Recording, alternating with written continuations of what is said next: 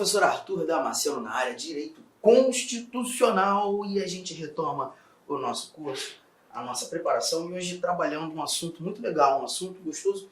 Para mim, um dos assuntos mais interessantes do texto constitucional, mais fáceis, né, de se estudar, que é a nacionalidade. Tá? Nesse nosso bate-papo, nós iremos conversar muito sobre a nacionalidade originária, aqueles indivíduos que passam a ser considerados brasileiros natos. Nós também falaremos sobre a nacionalidade derivada, como é que um estrangeiro se torna um brasileiro naturalizado, perda de nacionalidade. Nossa, tem bastante coisa para a gente trabalhar. E apenas 2 artigos do texto constitucional que nós iremos avaliar. Artigo 12 e artigo 13 da nossa Constituição. Está aqui o artigo 12, começando esse papo, nacionalidade. E o nosso Constituinte ele já começa a redação do 12 trabalhando aqueles que serão chamados, considerados de brasileiros natos. É o nosso inciso 1º do artigo 12 do texto constitucional. Antes de qualquer coisa, eu já vou pedir para que você coloque aí no seu caderno, ao lado desse nosso inciso 12, inciso 1º do artigo 12, melhor dizendo, que aqui nós iremos trabalhar a primeira espécie da nacionalidade brasileira, que é a chamada nacionalidade originária. Nacionalidade originária. Ela pode ser chamada de outras maneiras também, nacionalidade primária ou nacionalidade de primeiro grau. Nacionalidade de primeiro grau. O interessante é perceber que todas essas falas, todas essas terminologias, elas demonstram a mesma coisa. Né? Elas buscam dizer, tratar daquela primeira nacionalidade. A nacionalidade que vai independer de manifestação de vontade do indivíduo. Eu não preciso pedir para me tornar brasileiro nato. Na realidade, eu vou nascer atendendo critérios que me farão ser considerado brasileiro nato. Aqui a gente verifica que o momento de aferição da nacionalidade ela vai ser sempre o nascimento. E a nossa Constituição estabelece 2 critérios para tanto: nascer em solo brasileiro, nascer com sangue brasileiro. Nascendo em solo brasileiro, o indivíduo tem tudo para ser considerado brasileiro nato. Arthur, peraí, ele tem tudo para ser considerado brasileiro nato ou ele vai ser considerado brasileiro nato? Não, ele tem tudo para ser. Essa nossa linha A, ela já vai mostrar uma exceção. Um momento em que quando o indivíduo nasce em solo brasileiro, ele não é considerado brasileiro. Virando aqui o nosso slide, nós temos 2 linhas, a linha B e a linha C. Nós já iremos encontrar o critério de sangue, o critério sanguíneo, que a gente costuma chamar de ius sanguinis. Nesse momento, não me interessa onde o indivíduo nasceu. Ele pode muito bem nascer fora do Brasil e ainda assim ser considerado brasileiro nato. Da mesma forma, algumas particularidades devem ser examinadas, devem ser avaliadas quando analisando essas 2 linhas, a B e a C. Mas vamos por partes, vamos começar aqui trazendo a nossa linha A. Tá? São brasileiros natos. Letra A, os nascidos na República Federativa do Brasil, ainda que de pais estrangeiros, desde que estes não estejam a serviço de seu país. Bom, pera lá, vamos colocar aqui a primeira coisa, olhando para essa nossa linha A, analisar efetivamente onde nasceu o indivíduo. E a gente percebe os nascidos na República Federativa do Brasil. E quando analisando nascerem na República Federativa do Brasil, aqui nós já estamos visualizando o critério ius solis, ou critério territorial. Nasceram em solo brasileiro. Legal, porque quando a Constituição fala do critério ius solis, diz pra gente os nascidos na República Federativa do Brasil, ainda que os pais sejam estrangeiros.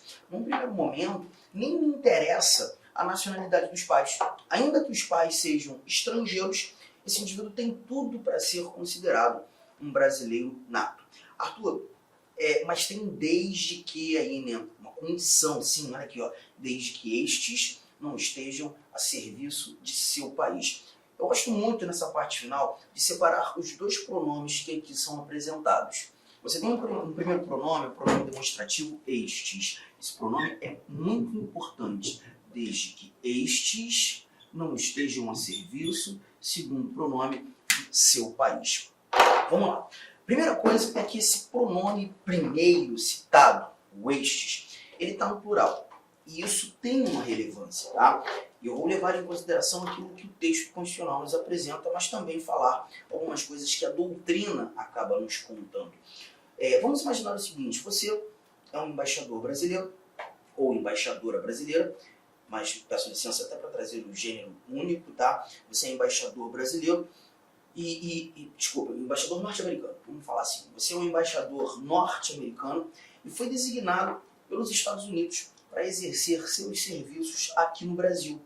Vem você, solteiro, para o Brasil, e aqui no Brasil, exercendo as suas tarefas, as suas funções, as suas atribuições, você conhece uma linda mulher brasileira, com ela uma linda relação de amor. Fruto dessa relação de amor, seu filho nasce em solo brasileiro. Bom, levando em consideração apenas os detalhes apresentados por mim nessa situação hipotética, queria saber de você se o teu filho pode ser considerado brasileiro nato.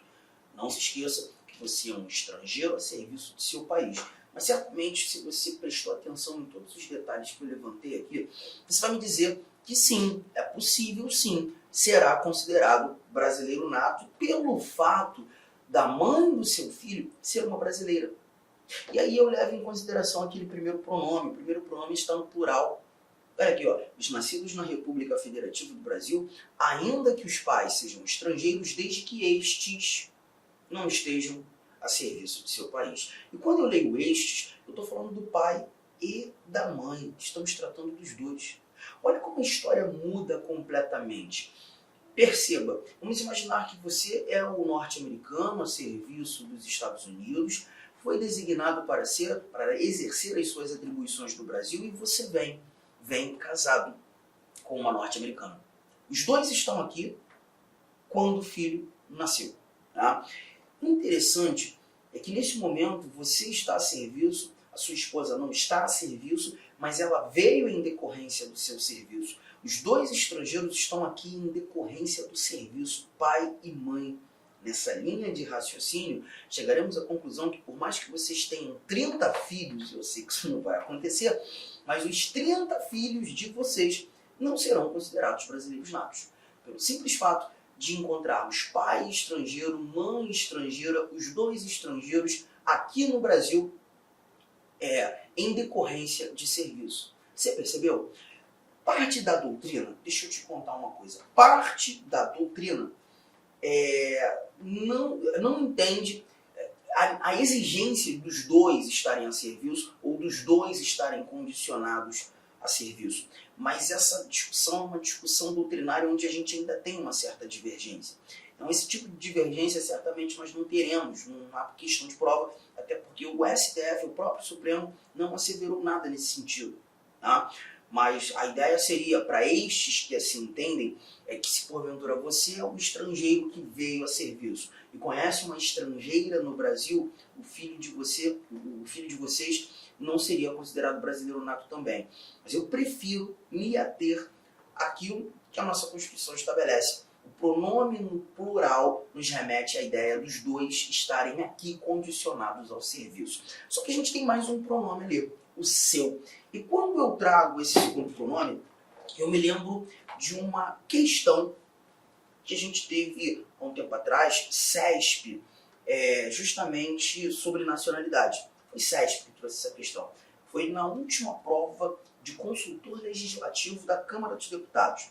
E a questão foi boa porque o CESP reuniu alguns elementos muito interessantes. Ele disse o seguinte naquela questão. Era uma mulher argentina e um homem canadense. Mas eu preciso que você guarde essas nacionalidades. Ela argentina, ele canadense. Ambos foram contratados pela República do Uruguai. Eita! E estavam no Brasil a serviço do Uruguai quando o filho nasceu. Mas vocês acreditam que o CESP afirmou que esse menino que nasceu no Brasil deveria ser considerado brasileiro nato? E aí, nessa questão, se porventura pintasse algo do gênero na tua prova, você marcaria certo ou marcaria errado? Esse filho seria considerado brasileiro nato? E a resposta que eu tenho para te dar é sim. Sim, seria considerado brasileiro nato. Arthur, mas os pais não estão a serviço? Sim, mas perceba o início da história, eu te contei que ela era argentina e ele era argentino. Desculpa, e ele era canadense. Os pais estavam a serviço de um outro país, não o seu país. E esses dados são importantíssimos. Levem em consideração aqueles dois pronomes, desde que estes não estejam a serviço de seu país. Tudo bem, gente? Firmeza, tranquilo. Então, olha aqui, ó, matamos com facilidade essa primeira informação, critério de solo. Vamos avançar. Vamos para a nossa próxima linha. Deixa eu limpar aqui essas anotações da linha A, para que consigamos examinar aquilo que o Constituinte tem para nos contar nessa nossa a linha B. Aqui a leitura traz, ó, os nascidos no estrangeiro, de pai brasileiro ou mãe brasileira, desde que qualquer deles esteja a serviço da República Federativa do Brasil. Aqui muda bastante, porque perceba, não estão nascendo no Brasil, agora estão nascendo fora do Brasil. Os nascidos no estrangeiro, com mais um detalhe, pai brasileiro ou mãe brasileira. Cuidado que você tem que ter. Primeiro detalhe, não estão nascendo no Brasil, fora do Brasil, a exigência do pai ser brasileiro ou a mãe ser brasileira. Então a gente verifica aqui um outro critério, o critério ius sanguinis. O critério ius sanguinis. Critério de sangue, tá? Bom, primeiro dado que você já vai guardar aí. Quando a nossa Constituição estabelece critério de sangue, ela sempre vai trazer pai brasileiro ou mãe brasileira. Eu até coloquei aqui, ó, o círculo no ou, justamente para te lembrar que nós não temos a necessidade que o pai e a mãe, que ambos sejam brasileiros. Um ou outro já se mostrará suficiente para essa transição da nacionalidade brasileira. Sendo apenas o pai brasileiro, sendo apenas a mãe brasileira, já é o suficiente. Já será suficiente. Firmeza? Só que essa não é a parte mais importante dessa nossa letra B. O que a gente tem de mais importante aqui, na linha B, é a parte final, quando lê assim, ó, desde que qualquer deles esteja a serviço da República Federativa do Brasil. Gente, cuidado com uma coisa. Eu quero que você anote isso. Anote, por gentileza. Estar a serviço do Brasil é evidenciar administração pública. Estar a serviço da República Federativa do Brasil é evidenciar administração pública. Tá? Considera-se serviço o exercício de atribuições inerentes à administração direta ou indireta de qualquer que seja a unidade da federação. Vamos considerar serviço o exercício de atribuições inerentes à administração direta ou indireta de qualquer que seja a unidade da federação. E quando eu falo qualquer que seja a unidade da federação, nós estamos tratando de União, Estados, Distrito Federal e municípios. As unidades da federação. Tem muita gente que acha que estar a serviço da República Federativa do Brasil é evidenciar apenas governo federal. É evidenciar apenas governo federal. E está errado. Está errado. Tá?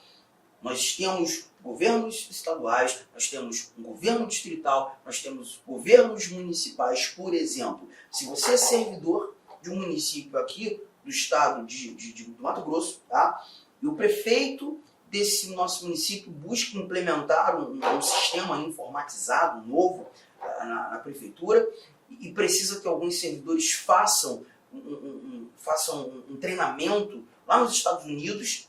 Você foi um dos selecionados para fazer esse treinamento lá nos Estados Unidos, vai ficar 2 anos nos Estados Unidos treinando. Vai dar quanto tempo? Um negócio pesado, né? E 2 anos é um tempo suficiente. Você conhecer uma menina, uma norte-americana, com essa menina nasce, você tem um filho, teu filho nasce em solo norte-americano. Pergunta, gente, você, um servidor municipal, estaria a serviço da República Federativa do Brasil? Perfeitamente. Ainda que fosse de uma entidade da administração direta.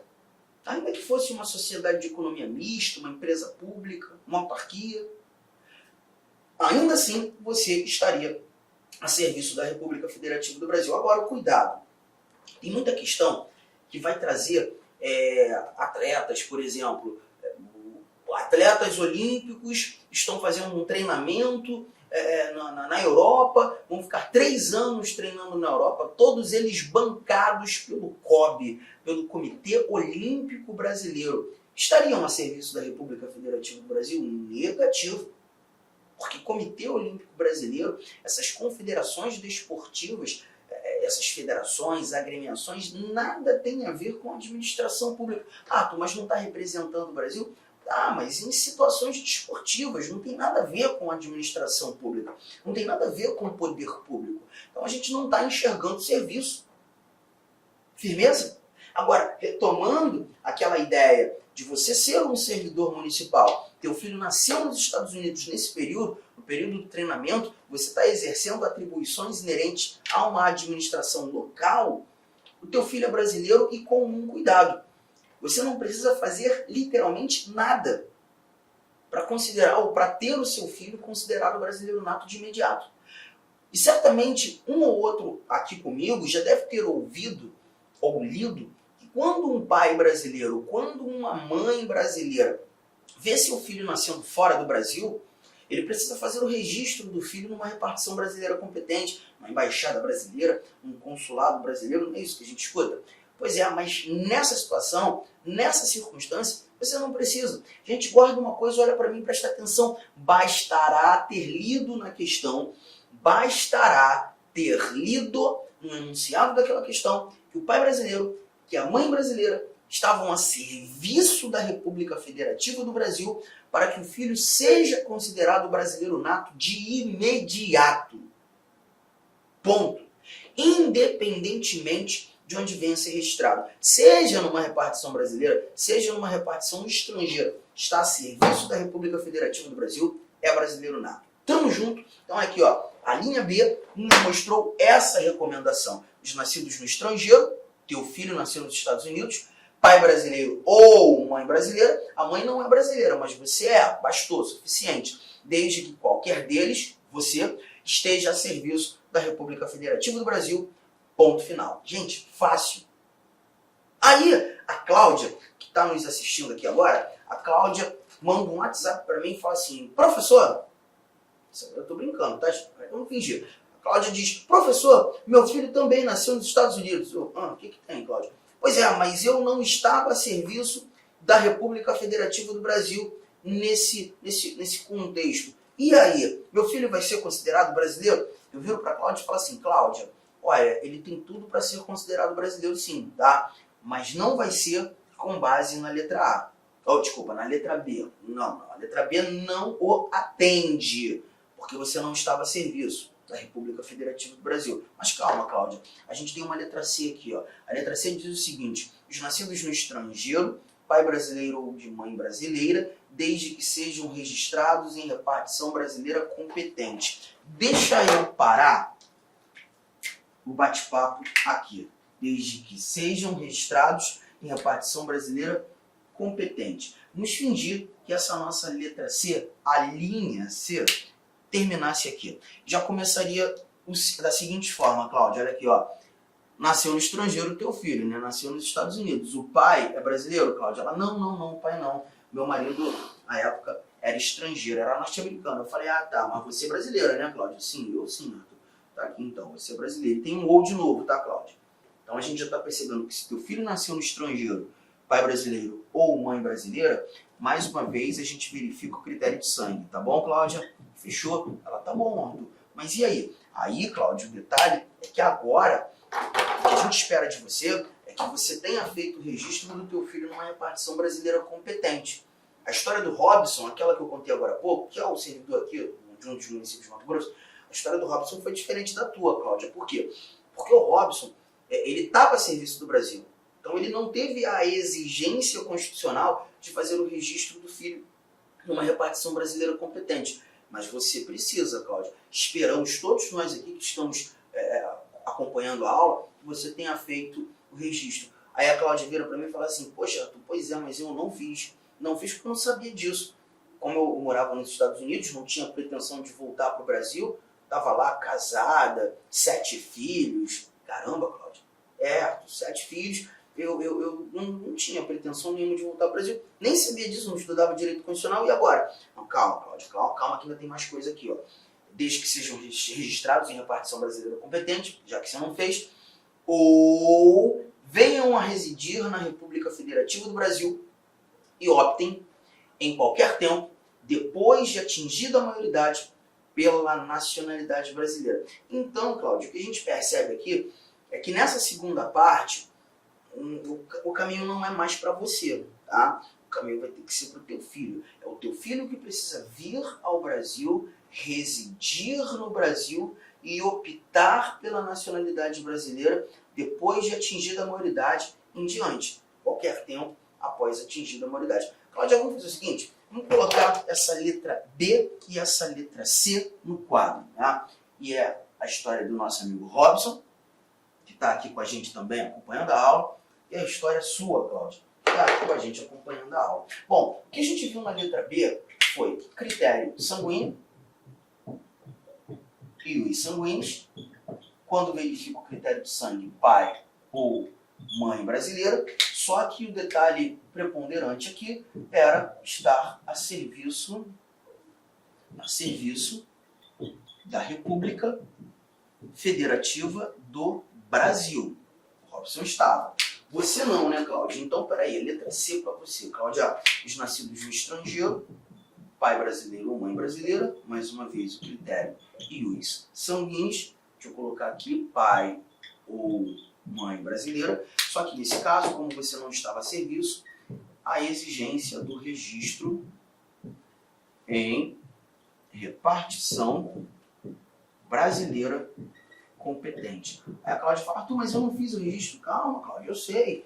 A gente está sabendo. Aí eu boto um ou aqui, ó. Ou venham a residir na República Federativa do Brasil, o vir, o residir, e optem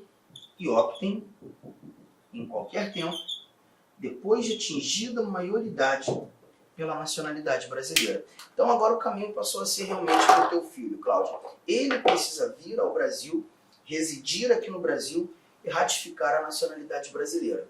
Tudo bem? Tranquilo?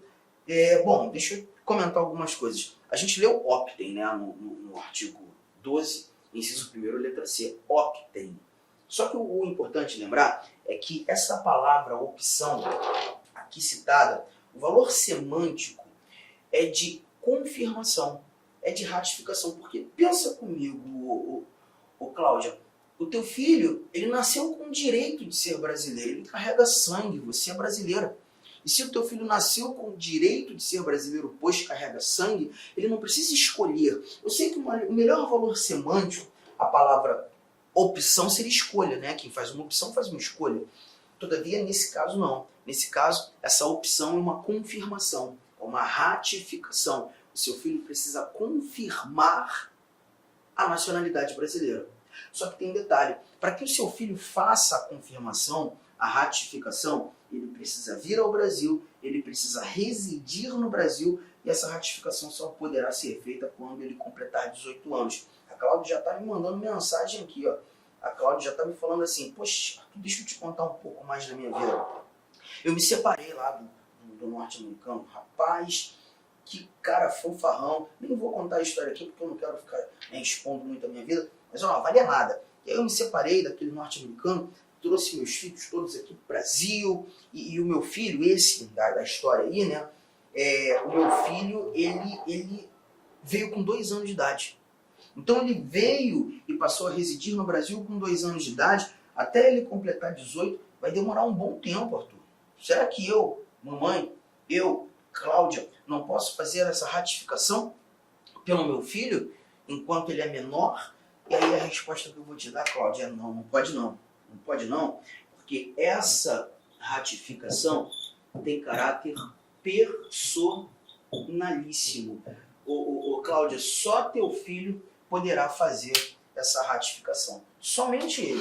E quando completar 18. Infelizmente, você nada poderá fazer pelo seu filho nesse período, tá? E aí a Cláudia já estava mandando mensagem aqui, ó. A mulher não para. Ela fala assim, mas e aí? E até meu filho completar 18 anos, ele não pode ser considerado brasileiro? Cláudia, tem coisa que a nossa Constituição não responde. Mas quando a Constituição não responde, e o Supremo Tribunal Federal deve ser provocado nesse sentido, é o Supremo que vai trazer as orientações, como devemos nos posturar.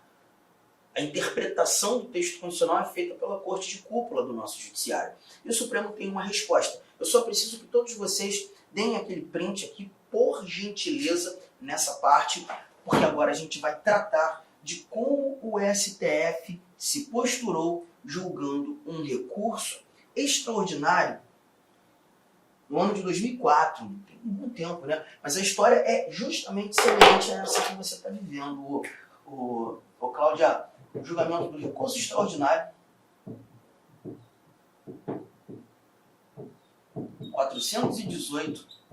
418-096-2004, Supremo Tribunal Federal. Aqui o STF trouxe para a gente a chamada nacionalidade originária provisória, ou também chamada de nacionalidade originária suspensiva. Aí, Cláudio, a gente vai ter que lembrar um pouquinho da história. Olha aqui, ó. Você me disse que o teu filho nasceu nos Estados Unidos, né? E aí, quando com 2 anos de idade, ele vem viver no Brasil. Passou a residir no Brasil. Já chegamos à conclusão que o teu filho, que chegou com 2 anos de idade, ele só vai poder fazer essa ratificação quando ele alcançar 18 anos. A opção, né? Ele só vai poder fazer essa opção quando ele alcançar 18 anos. E aí o Supremo entende o seguinte: a partir do momento em que seu filho passa a residir no Brasil, ele passa a ser considerado brasileiro nato, mas provisoriamente. Porque ele tem uma obrigação, quando alcançando 18, fazer a opção, fazer a ratificação. Se ele não ratificar, Cláudia, quando com 18 anos, a nacionalidade dele entra em caráter de suspensão,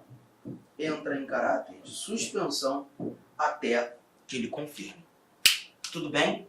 É assim que funciona. Então, ó, a partir do momento em que passou a viver, residir no Brasil, ele já passou a ser considerado brasileiro nato de imediato. Mas ele tem a necessidade de fazer a confirmação. Um ponto outro importante é que essa ratificação aqui, essa opção aqui que a gente está verificando, ela se dará pela via judicial. Legal? Primeira instância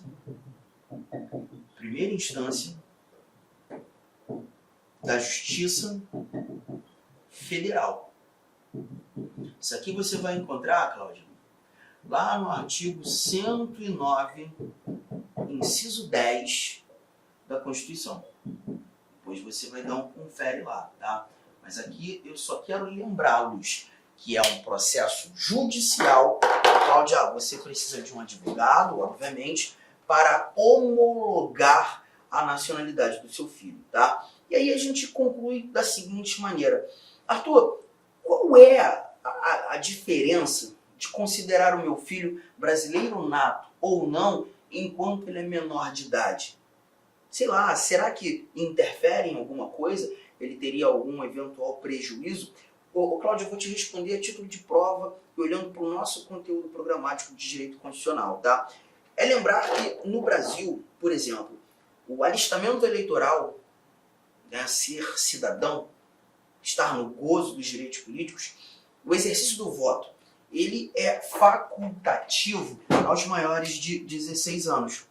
Então significa que o teu filho com 16 anos, ele poderia, sendo considerado brasileiro, tirar o título de eleitor. Lembra de uma coisa: estrangeiros não votam no Brasil.